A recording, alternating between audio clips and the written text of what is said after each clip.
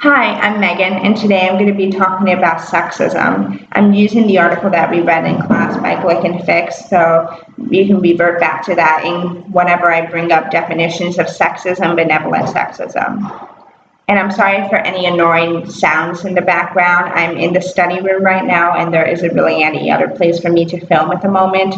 So if there's any noises, that is just the environment that I'm in. All right. So let's get started.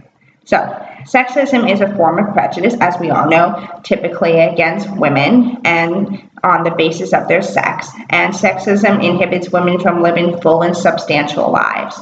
And unfortunately, contrary to public opinion, sexism in the U.S. is still as prevalent as it has been in the past decade and beyond. But it is now hidden in the guise of benevolence.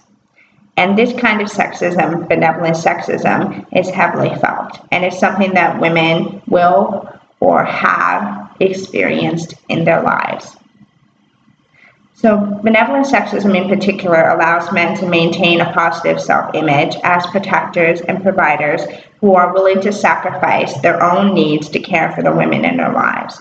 And because men expect to be these protectors and providers, women are thus expected to let them be these protectors and providers.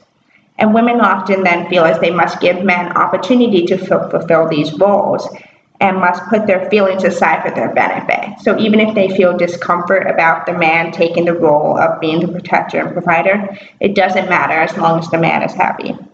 They put the thoughts and feelings of men before their own because that's what they're expected to do, not only by the men in their lives, but by the women in their lives and by society in general.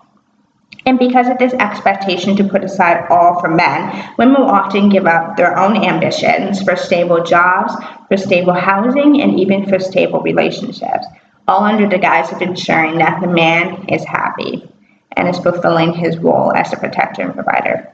They must forgive and forget their man's shortcomings regardless of what happens. And especially in romantic relationships, women often revert to letting men do whatever they want because women feel vulnerable in these relationships.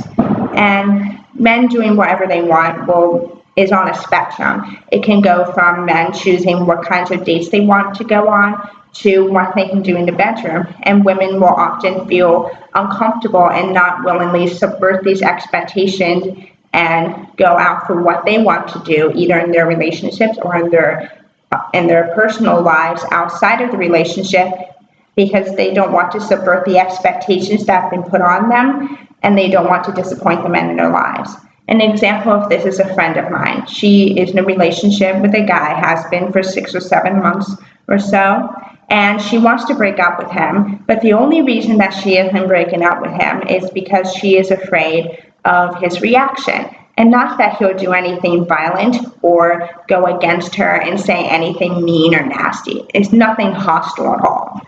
She is afraid that he will feel hurt and that his feelings will be hurt and that he won't be able to succeed academically and personally in his life for the rest of the semester because of her breaking up with him. And this is a perfect example of benevolent sexism, because she is putting aside her own thoughts and her own feelings and desires for the benefit of the man in her life. And she is letting him control their relationship or what's left of it until she can find a good time to end it. And so, to summarize what I'm saying, benevolent sexism is subtle. Even women that consider themselves feminists, such as my friend, or champions of women's rights, will often fall victim to it. And women often feel as if they can't threaten a man's entitlement to feeling like a savior or protector, as they would be deemed insensitive or worse. And women are expected to be understanding of the man and put aside their own feelings for his benefit. And so, sexism is alive and well, just subtler and perhaps more dangerous and pervasive. Thank you.